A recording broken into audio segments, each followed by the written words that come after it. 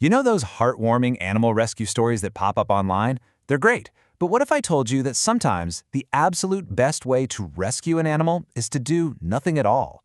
Today, we're going to talk about what you should really do when you find a lone egg, and we'll use one very famous story to figure it all out.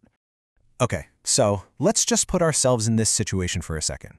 You're out for a walk, maybe just enjoying the day, and then you see it, a tiny, perfect little egg, just sitting there, all by itself on the hard concrete. Your gut instinct, right, is probably screaming, save it. But hold on, what does saving it actually look like? Let's get into the reality of it. And to really get what's at stake here, we're going to start with a true story, one that begins with this exact tricky situation. This is what happened to a woman named Opal. She was just on a normal walk with her family when they came across something completely out of place. And that one little discovery kicked off a whole series of events that, well, nobody saw coming. So what they found was this fragile little egg lying right there on the ground, totally exposed. Now there was a pond nearby with ducks and geese, so it could have belonged to one of them. And Opal, she did the right thing at first. She remembered that #1 rule of any wildlife encounter: don't touch anything. You always hope the mom is just grabbing a quick bite and will be right back. But here's where good intentions meet a really complicated, messy reality. The waiting game starts, and with it, a super difficult choice. And you can just feel how agonizing this wait must have been. An hour goes by, no sign of a parent. 2 hours pass, the egg is still just sitting there. After 3 full hours, it's still all alone on the cold ground. And, without a parent to keep it warm, its chances are just plummeting. So with nobody coming back, Opal decided she had to step in. She had to intervene. And in this particular story, the one that went viral, it all worked out. Opal took the egg home, she managed to incubate it, and it hatched into this ridiculously cute duckling she named Starlight. It's the perfect happy ending, isn't it? Well, not so fast. As a wildlife rescuer, I have to tell you, while this story is incredibly sweet, it is absolutely not the example to follow. It's time for a major reality check. Let me be crystal clear about this. This story is a wonderful tale, but that happy ending was almost pure dumb luck. Taking a wild egg home is so risky. This success story, it's the 1 in a million exception. It is not, and I repeat, not the rule. And this right here shows you why. I mean, just look at these numbers. For an amateur, someone without training, trying to hatch a wild egg, you're looking at a 95% chance of failure. 95%! The risk of accidentally harming that developing embryo is just way too high.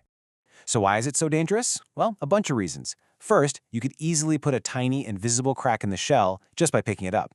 Second, the scent you leave behind could actually cause the parents to abandon the egg if they do come back.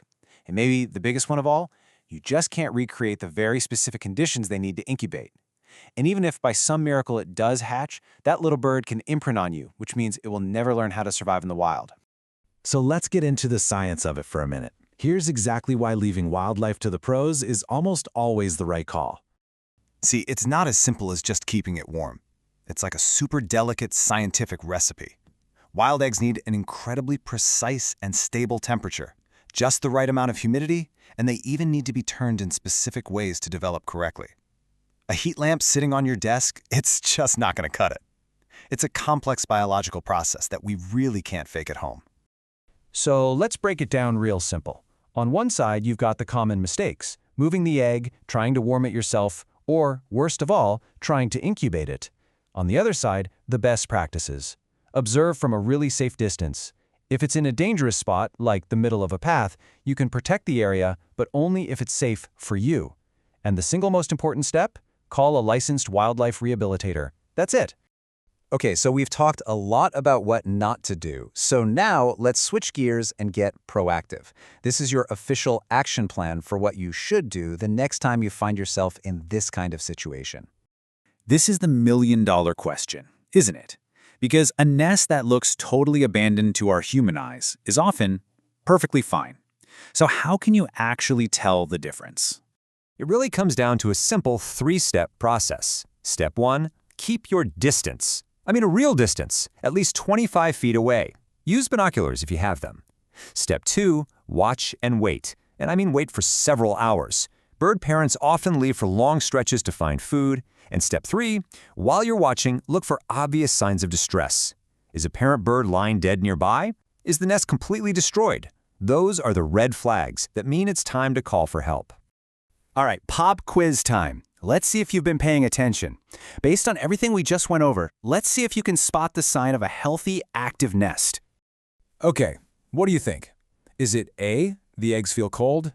B, you haven't seen a parent for a half hour? Or C, an adult bird is close by making a ton of noise and acting all worked up?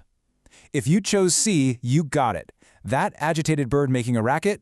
That's a protective parent telling you to back off. They are actively defending their nest. Cold eggs and a 30-minute absence are usually nothing to worry about. So let's bring this all home and talk about what it really means to be a hero for wildlife in these moments. And here's the final, crucial detail from Starlight's story that changes absolutely everything.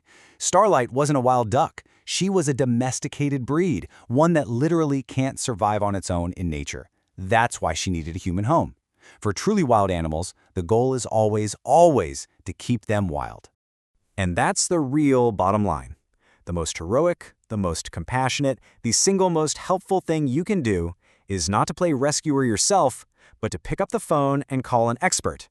A licensed wildlife rehabilitator has the training, the gear, and the knowledge to give that animal its absolute best shot. So, I want to leave you with this question. Have you ever been in a situation like this? Found an animal or a nest you thought was in trouble? I want to hear about it. Share your story and what you did down in the comments. Let's all learn from each other. Thanks for listening.